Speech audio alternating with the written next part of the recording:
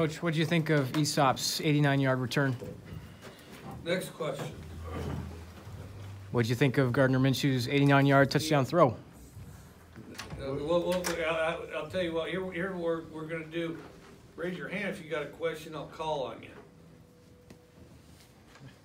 What can you say about the way the offense was resilient and kind of flat most of the second half, but scored when they needed to there? You know, I think we're still fighting consistency. Part of it, they're really good defense. You know, they're one of the top defenses in our conference and in the country, and so they're gonna get you. They're gonna get you out occasionally. I thought the first half. I thought we had a good first half on offense. And then defense, I thought we struggled at times. We'd get right there and then struggled at times. And then I thought we played better the second half on defense, especially the fourth quarter. And then, but overall, and I thought both defenses did really. And so they present a bunch of challenges. And then, of course, somewhere between the challenges they present and somewhere between the challenges that they present and our inconsistency, we hit this kind of lull spot, but then I was impressed the way our defense picked up the slack. Coach, you talked about that series of plays where Thomas it was a fumble and then they reviewed it and he ended up getting ejected, and then following that up the play of Dion coming in to replace Thomas.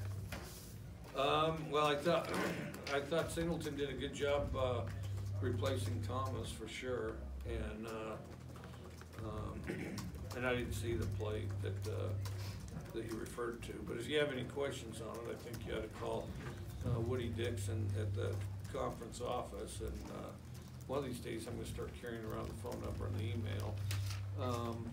But I thought that I thought Singleton did a good job, and he's been doing some good things this year. That kind of third quarter where the offense stalled out a bit, was that more Utah's defense getting the better of you guys, or do you think something went particularly wrong with the offense there? I actually think it's both, I think it's a little of both. We dropped a couple balls. I thought our two worst drives was towards the end of the half, we dropped balls, and that dealt us out of those drives. And they were drop balls, so that wasn't Utah's defense. And then we had another drive the second half, and it was kind of early in the third. It might have been the first drive. And we dropped a couple balls. So on those, that was definitely us on offense. What did you do to identify Huntley better and corral him better in the second half of the defense? I think the blitzes got home, among other things. And then, he's a talented guy. We played against him more than I'd like to remember. But, no, he's a gifted guy. And he's kind of the key to their offense, really. The running back's outstanding, but he's kind of the key to it because you got to keep your eye on both things. Adding a little bit to that, what can you say about your defense being able to corral Zach Moss? Well, it's like it always is with him. It's just a pounding. I mean, he pounds people, and then you get as many on the pile as you can to keep him from moving forward. He'll move forward some for sure, but to try to keep him from moving forward, and we did a better job of that, I thought.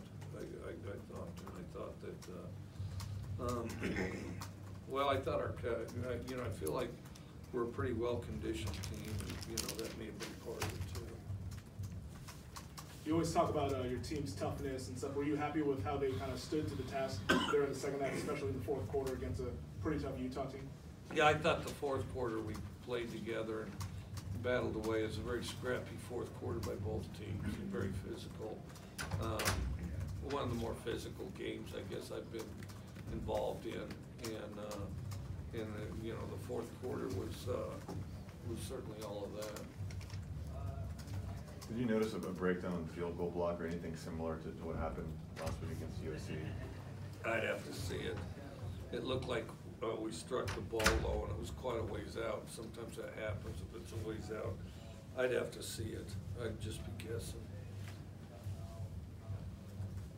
I think it was probably about a couple weeks ago where Jameer Calvin told us that Aesop has really deceptive speed, and on that, did you kind of see that deceptive speed on that 89-yard catch and run? He's real quick. He's good at catching the ball over his head. He's very good at sticking his toe in the ground. His top end speed is not the fastest, but he's not slow. But his ability to redirect is really good.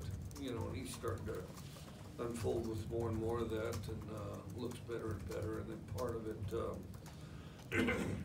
is we as a team in Gardner kind of discover a certain amount of that. But it was impressive. Just how important is it to get that first conference win under the belt today? I mean, it's good. I mean, we expected to get some, but it's good. And they, you know, a real tough quality team like Utah's particularly good. 13 tackles for Peyton isn't too abnormal for him, but he came up with a pretty big sack there late in the fourth quarter. What can you say about his play today? Good. I think he does a really good job keeping everybody centered in there, keeping everybody playing, keeping everybody battling, and I think they draw a lot from Peyton's leadership. What would you say about the front seven, especially on that final drive, drawing that holding penalty, which pushed them back to a 4th and 20? Well, I don't know about, you know, the penalty or draw, but I did feel like we were getting good push. I got, you know, we were playing extremely hard. I thought toward the end we played with good pad level, and sometimes the pad level drifts up. And, you know, if you're able to do that, play quick and low pads, and the technique breaks down. What was the explanation you got from the referees about the 1-yard pass interference penalty? Oh, I would love to answer that. You know, I mean, believe me, that's a great question. As a matter of fact, I mean, great to the point where if you find out, let Bill Stevens know, because I'd love to hear. You guys had Coach Spurrier senior visit yesterday. What was his message to the team? What was it been like to have him around the last few days? Really, it was to the effect that you're creating memories together. You know, you've got each season presents a special opportunity to do that, and you know, to make the most of it. I don't know if you'll be able to comment on this either, but some of those delay of game penalties, those, I mean, kind of adding up. Is there anything that you guys are going to look to do differently, or is it kind of, I mean, what's kind of the deal with those? Again, yeah, it's a fairly detailed response, but I would say this: a lot of people are shifting. We shift too, and you know, so.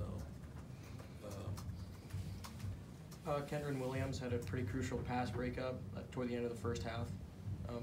What do you stand from him as, you know, a young guy getting in, playing a big game? Thought it was good. Thought it was good.